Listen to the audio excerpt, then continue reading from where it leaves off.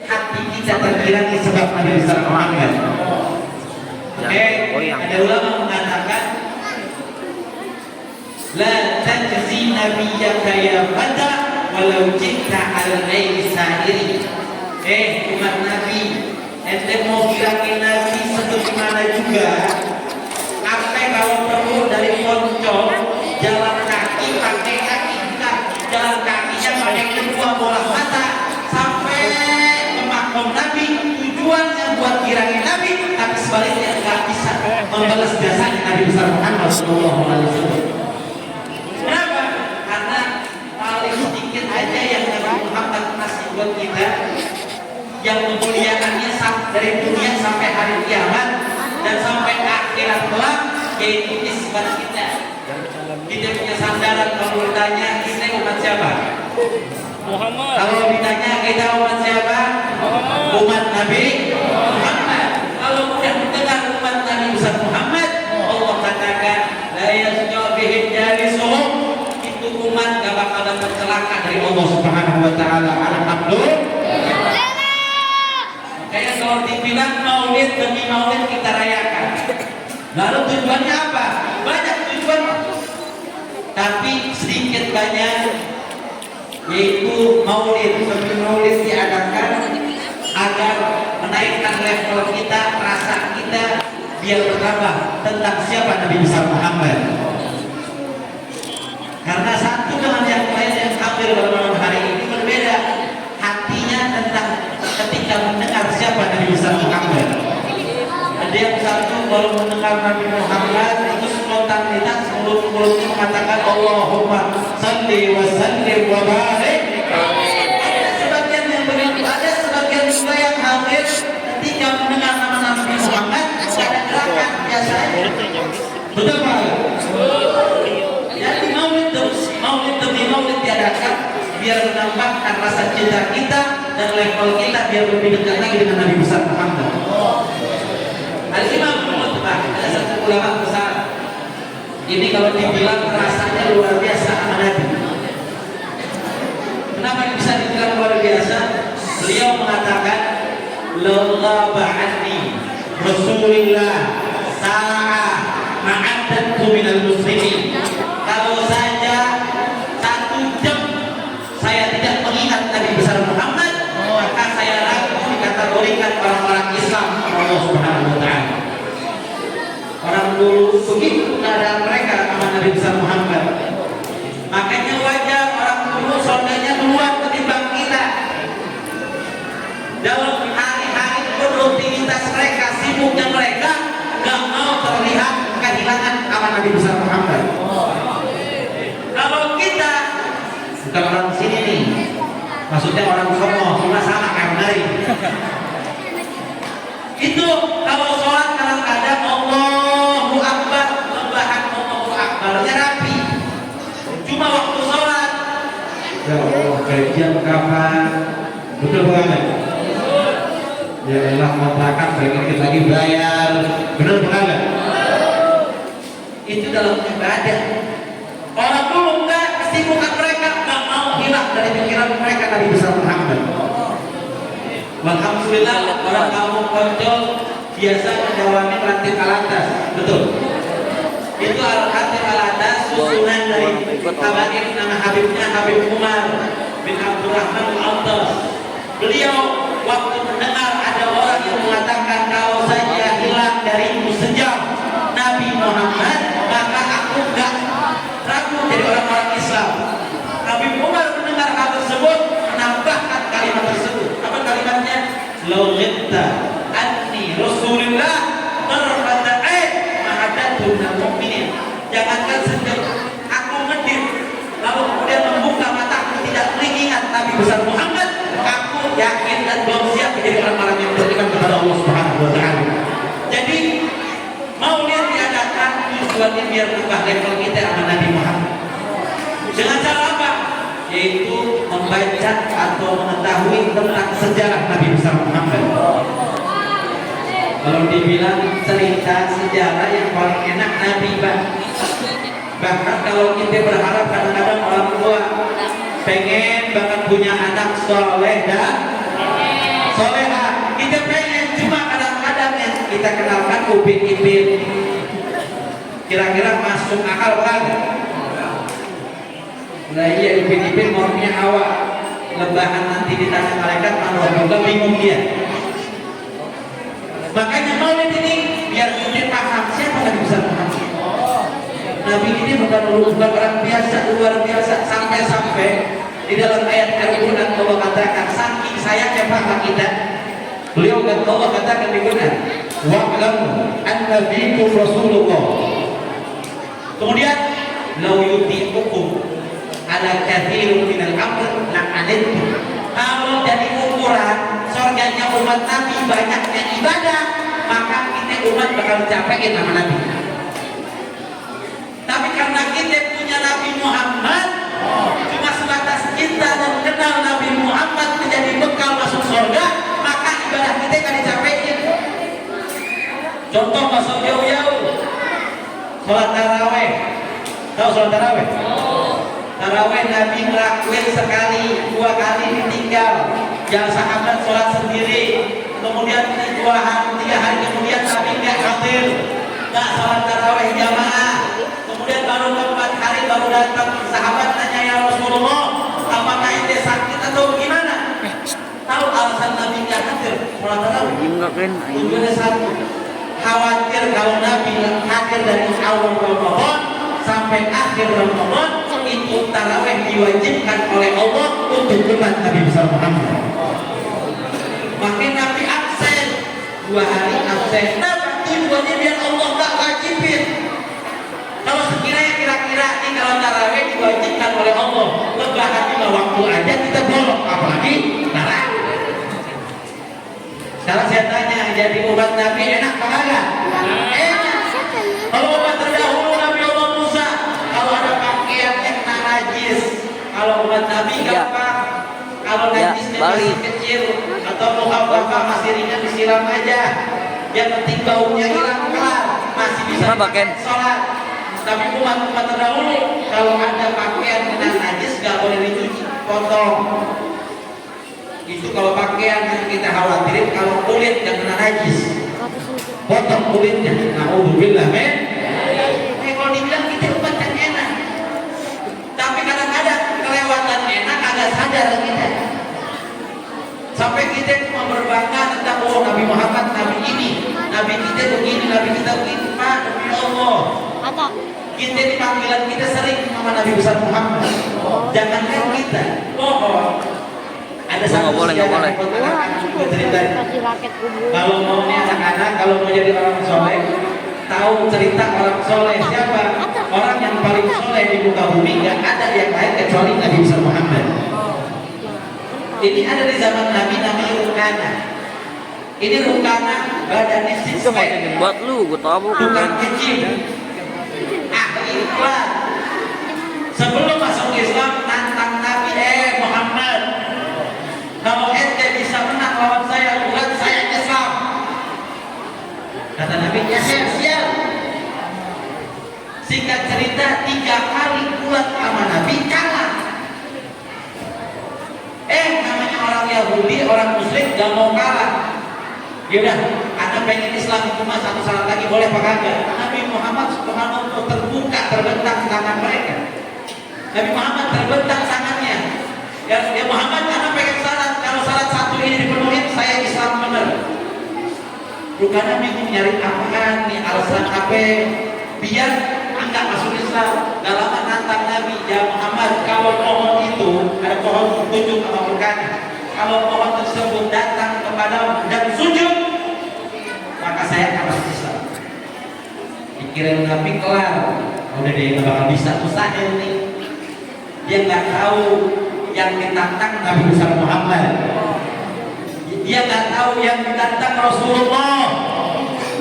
Dia nggak tahu yang ditantang yang di dalam kitab Maulid dikatakan al-qaumu isyaratun wa antan maksud. Semua yang di dunia syarat doang Allah bikin buat digirangin Nabi. Biar ramai di dunia, kita cuma syarat doang.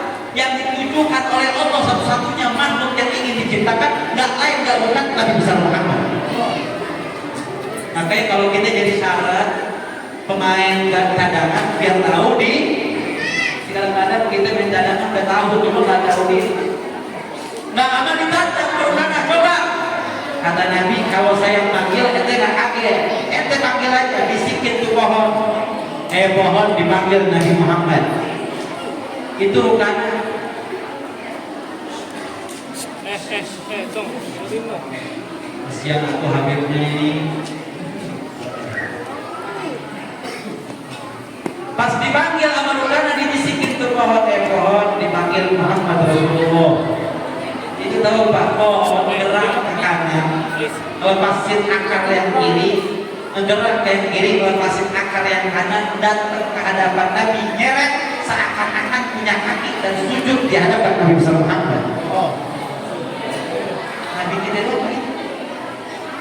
bahkan dalam kita sudah dikatakan jangan tidak wajhi asjaru sajidatan tamshi ilaihi ala sakin bila gadani pohon nampilin Nabi sujud di hadapan Nabi dan meyakini kenabian Nabi besar Muhammad.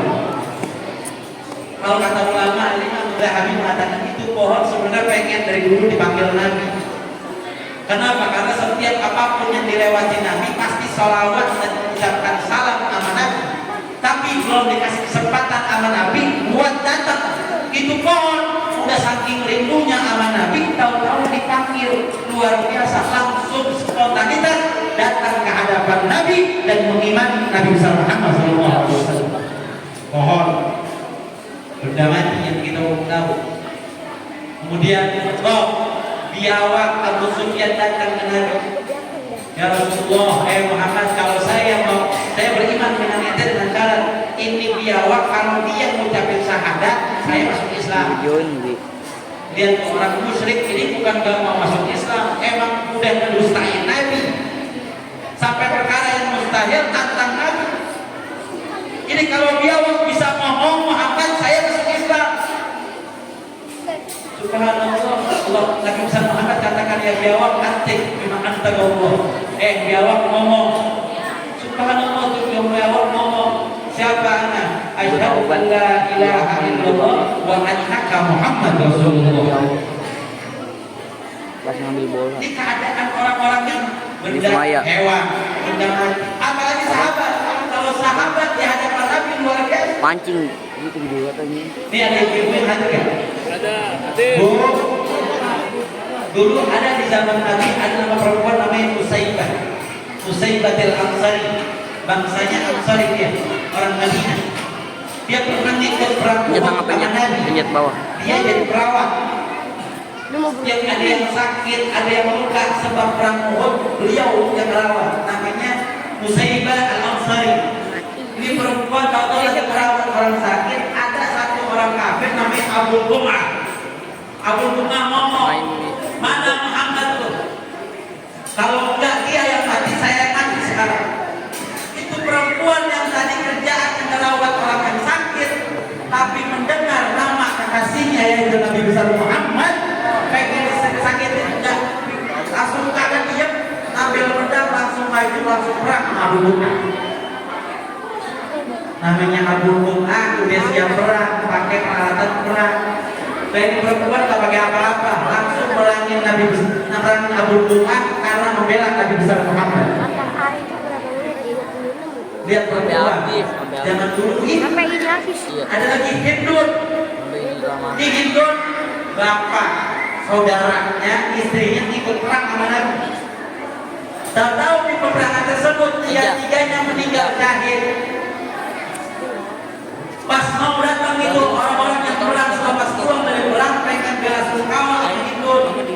Ya Hindun, sungguhnya abah ente meninggal. Kata Hindun, mudah-mudahan anak sahabatnya saya Allah jadikan pahala yang besar di hari kiamat nanti. Kemudian datang lagi kedua, ya Hindun, suami ente meninggal. Tapi keadaan sekarang yang sibuk lain tak berubah, biasa aja. Kemudian adiknya juga dikabarkan meninggal syahid.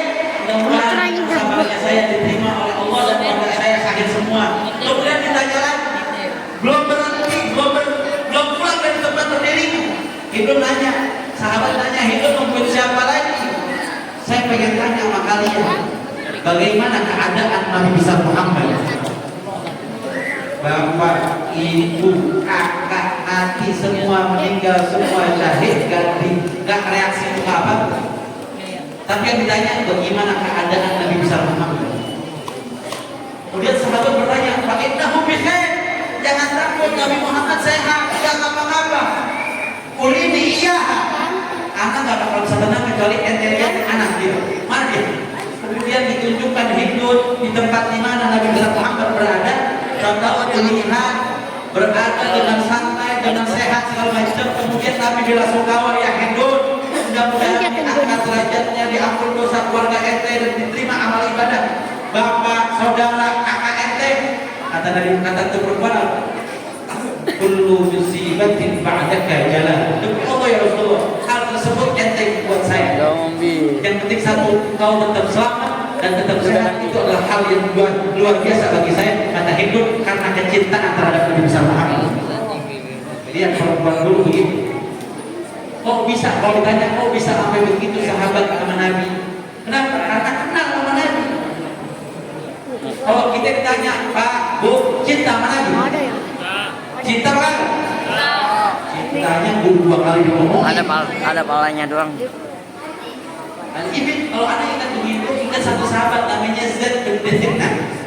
Ini Zaid diculik Abu Sufyan, dibawa ke luar Makkah, pengen dibunuh. Ini orang-orang kafir Quraisy punya adat kalau mau bunuh nggak mau di Makkah, mau di luar. Sebelum dibunuh disiksa dulu itu Zaid, disiksa, dicambuk. Kemudian ditanya Abu Sufyan, ya Zaid, gini aja dah, ente sakit ya, ente tersiksa kan? Begini, kira-kira kalau Muhammad di sana Nabi ente kita tukar, kita barter, ente pulang ke rumah, Muhammad bawa mari. Itu Zaid dengan spontan ngomong demi Allah. Kalau pedang sudah di leher dan aku mendengar kekasihku Nabi besar Muhammad di kota Mekah terkena duri, demi Allah dari itu, apalagi suruh bar. Lihat Pak, demi Allah keadaan sahabat. Nabi besar Muhammad SAW sampai segitu. Depan. Lalu apa sih hikmahnya, manfaat buat kita? Manfaatnya besar. Orang yang kenal Nabi Muhammad, mau dia bapaknya atau keluarganya, insya Allah anaknya bakal dijaga oleh Allah SWT. Sudah pasti. Cuma kenalnya benar-benar kenal. Sekarang saya tanya yang main hadir, yang kenal atau yang tahu bidannya Nabi siapa? Nabi waktu dilahirin punya bidan Bu. Nama bidannya siapa Bu?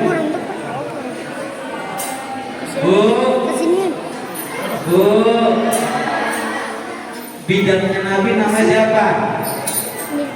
Nggak tahu. Kalau bidan anak ibu, nggak tahu. Yang bapak bidannya Nabi siapa? Demi Allah, pengenalan kalau dibilang Nggak kelihatan, Bi, nggak kelihatan. Bidan apa yang dipikirin? Yang kita pikirin bukan bidan kita, itu bidan Nabi besar Muhammad. Yang melahirin Nabi Muhammad dari Umminya Sayyidatina Aminah, ini bidan. Namanya Ummu Syafa. Sampai di hadis, sampai di maulid disebutin nama beliau, kenapa?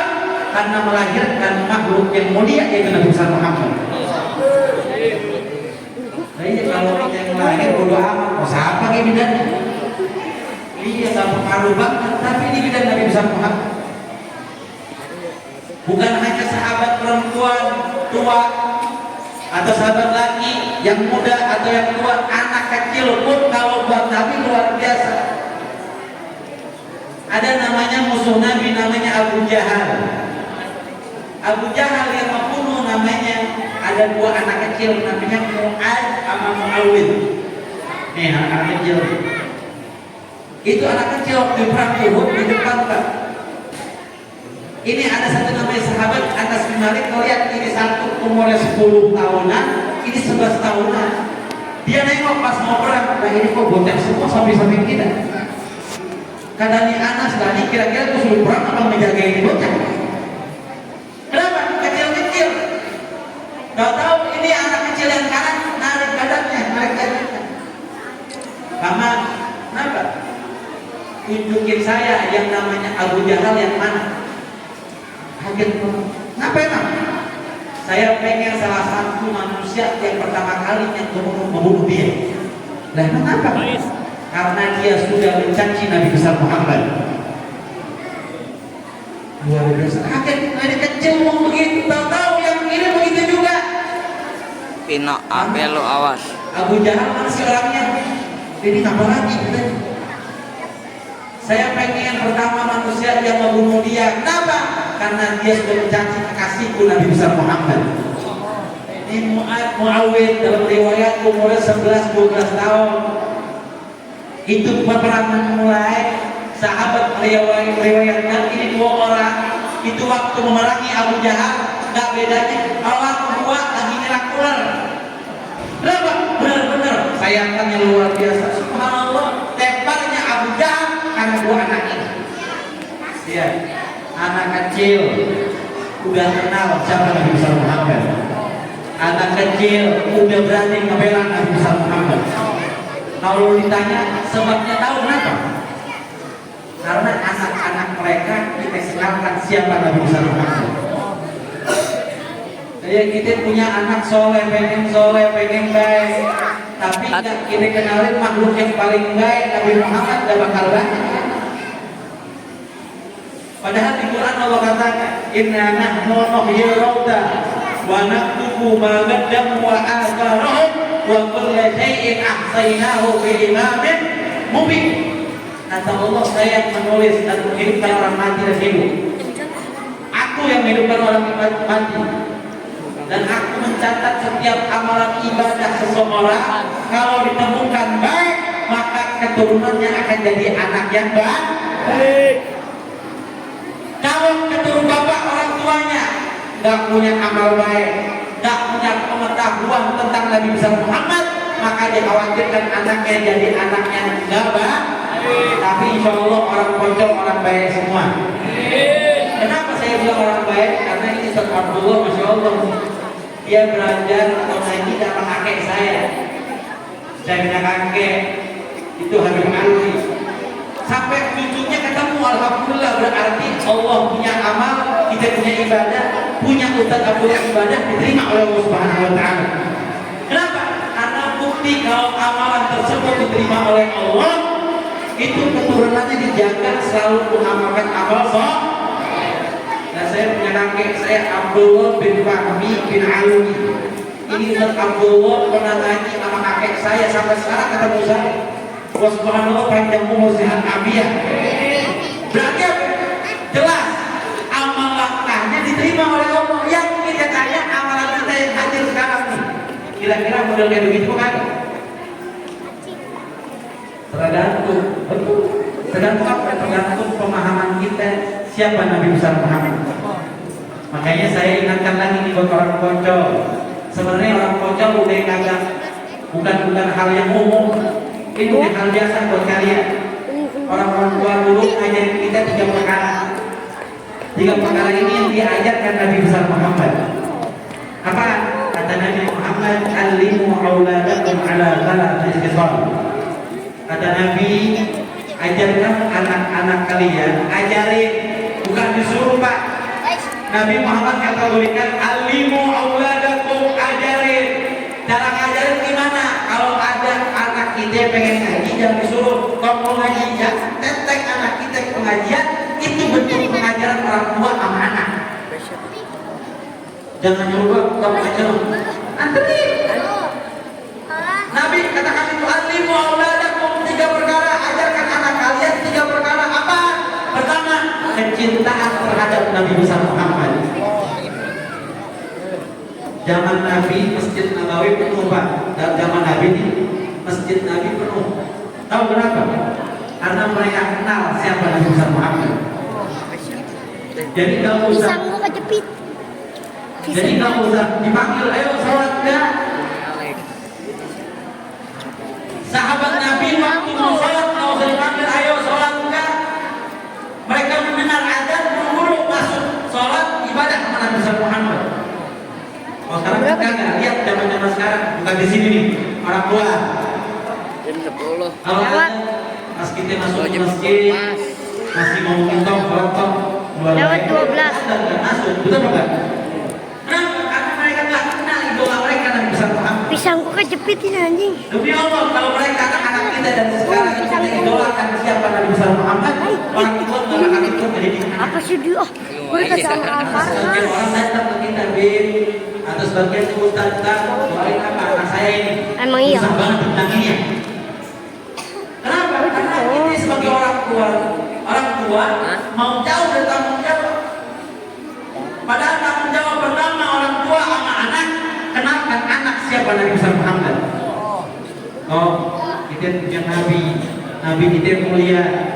Saking mulianya apa? Tahu bulan aja bulan, tahu bulan? Itu bulan dibelah sama kita punya Nabi besar Muhammad. Iqtarabatis sa'ah wan syaqqat kita punya Nabi mulia. Kalau dibilang Nabi kita ini enak banget Pak, Bu, enak. Kalau dibilang kira-kira semangat yang bikin anak kita semangatnya apa ya? Ceritain Nabi besar Muhammad. Kenapa? Enak semua. Jidan terpindah ke jidan terpindah. Nabi Muhammad tidak jalan satu gang kecuali yang tersebut kita lewatin tahu. Kenapa? Kalau dilewatin Nabi Muhammad kecium wangi Nabi besar Muhammad. Atau lu sampai Kalau kalau cerita ada yang cerita yang lebih bagus buat anak dia cerita Nabi besar Muhammad. lebih toh. Kata Nabi 3 perkara. Lebih Yang terakhir 3 perkara yang lebih bu. apa? Kecintaan mereka tentang siapa Nabi besar Muhammad. Ajarin Pak, ajarin Bu. Kalau pengen orang tuanya selamat, punya anak yang soleh-soleha, maka anaknya kenalkan sama makhluk yang paling soleh, yaitu Nabi besar Muhammad. Pertama, jangan sebut sholat kok. Dipegang dulu di. Kenapa kadang-kadang anak kita susah ngaji, terus sholat susah? Kenapa? Karena dia nggak kenal siapa Nabi besar Muhammad. Sayyidina Bilal bin Rabah selepas meninggal Nabi Muhammad itu setiap jalan di satu gang dia ingat ini kan pernah dilewatin dia sama Nabi Muhammad nangis. Duduk setempat Sayyidina Bilal nangis, ditanya kenapa ya Bilal itu nangis? Karena ini duduk tempat duduk anak pernah bersama saya kasih yaitu Nabi besar Muhammad. Dia sendiri tergerak, Bilal sendiri tergerak sampai nggak mau pindah, nggak mau tinggal di Madinah. Kenapa? Karena nggak ada tempat kecuali tempat tersebut yang tersebut mengingatkan tentang siapa Nabi besar Muhammad. Kenapa? Karena makanya kalau anak kita mau cakep ibadahnya, kenalkan sama Nabi Muhammad yang pertama. Kedua, ajarkan cinta keluarga kita kepada keluarga Nabi besar Muhammad. Siapa keluarganya? Sayyidina Hasan dan Husain, Sayyidina Fatimah Zahra, Sayyidina Ali Murtala, semuanya keluarga Nabi. Ajari. Kenapa kadang-kadang ada ulama ngomong, kenapa sih Nabi habis mengatakan hubbu nabiyikum, kemudian hubbu ahli baiti. Pertama cinta sama Nabi, kedua cinta keluarga. Kenapa? Kadang-kadang nih jamaah sebagian umat Nabi kalau nengok kita nasihatin Pak, ingat Nabi. Kita ngomong sama dia. Misalkan kita nasihatin, ingat Nabi. Itu orang yang kita nasihatin ngebalikin. Itu mah Nabi kan, betul kan? Nah Nabi beda kita, begitu kan? Makanya yang kedua kata Nabi, ajarkan kepada mereka kecintaan pada keluarga Nabi Muhammad. Kenapa? Karena sedikit banyak yang mengambil sifat Nabi besar Muhammad, yaitu keluarga Nabi besar Muhammad. Zaman sekarang begitu, itu Nabi, kita membuka, kita bebas, astagfirullah. Betul enggak? Banyak apa kagak? Iya. Kalau kita sholat nih, kayak Nabi begitu, dibalikin. Itu Nabi. Kita sampah. Makanya Nabi Muhammad wanti-wanti sebelumnya. Makanya Nabi Muhammad katakan ajarkan anak kalian kecintaan kepada Nabi, kemudian kepada keluarga Nabi. Ketiga, nggak pakai karena cinta, watilawatil Quran, dan baru ngaji. Kalau udah paham Nabi, paham keluarga Nabi, nggak usah diomongin, dong ngaji, gerak sendiri anak kita. Makanya orang-orang dulu Kalau ada biasanya orang Pojok mungkin udah biasa pernah baca, ada namanya kitab Maulid. Namanya Maulid Habsyi karangan Al Habib Ali bin Muhammad bin Husain Al Habsyi. Beliau 9 tahun ditanya orang tua, ya Habib Ali, ya Ali, nanti gede mau jadi siapa? Jawabannya apa? Sekarang saya tanya main bocah. Toh, mau gede jadi siapa? Atlet. Jadi ustaz, lebahan di masjid ke? Tapi mudah-mudahan Allah mudahkan niatnya. Sebagian kita anak-anak kita pengen jadi dokter, apalagi dulu kalau dibilang astronot, pilot, abri, ada yang jadi owner, ujung-ujungnya jadi karyawan, yang pengen jadi polisi, jadi kriminal. Orang-orang tua dulu nggak begitu, ditanya, dong, gede pengen jadi siapa? Anak pengen seperti Sayyidina Ali bin Abi Thalib. Ente siapa? Saya pengen seperti Sayyidina Umar bin Khattab. Kalau minta doa yang lebih sama Allah minimal jatuhnya nggak parah. Ini minta jadi polisi, mentok-mentok jadi satpam polisi, gitu. Nah sekarang kita punya anak, jangan kalian orang luar punya anak dia kerja di PT, dia doain biar anak saya biar lebih dari saya. Nah ente apa kerjaannya? Karyawan, anak ente karyawan juga sama aja. Kenapa? Karena lebih keinginan dunia ketimbang akhirat. Sekarang saya katakan lagi, orang Bonjol ini orang-orang yang baik, ahli surga semua. Kenapa? Karena punya sejarah baik, punya tetangga para habaib, itu dijaga, makanya harus dijaga generasi setelahnya. Dari sekarang kenalkan mereka siapa Nabi besar Muhammad. Ajarkan mereka tentang apa syariat Nabi besar Muhammad.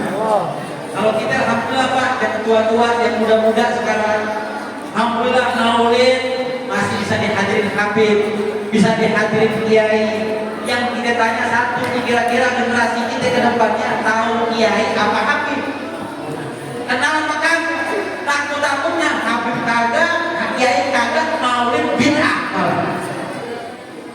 Benar kan? Kalau kita nggak ngomongin malam hari ahli maulid semua. Ini orang luar kalau kita dengar katanya maulid nggak boleh. Kenapa? Karena generasi mereka nggak ada yang terusin maulid lagi. Maka pas lahir generasi setelahnya, maka akhir ngapain? Betul kan? Tapi kalau kita rutinin maulid, kita rutinin pengenalan sama keluarga Nabi besar Muhammad, insya Allah keluarga kita dijaga oleh Allah Subhanahu Wa Taala.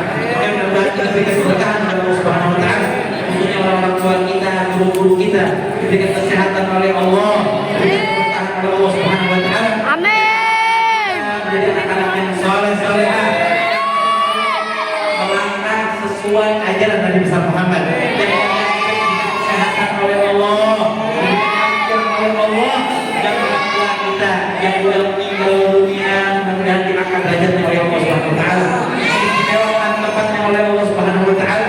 Dan keluarga kita yang sakit, mudah-mudahan diangkat penyakitnya oleh Allah Subhanahu Wa Taala. Dan yang paling penting, kita diberikan panjang umur, sehat walafiat, dan kepada Allah, dan meninggalkan dalam keadaan dunia. Walaupun kita salah, wa ila hadrat Nabi Muhammad sallallahu alaihi wasallam al-Fatihah.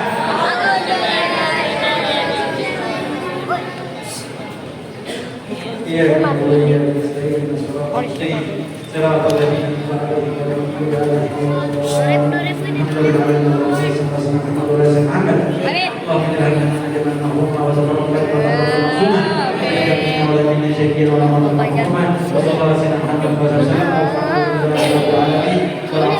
Assalamualaikum warahmatullahi wabarakatuh.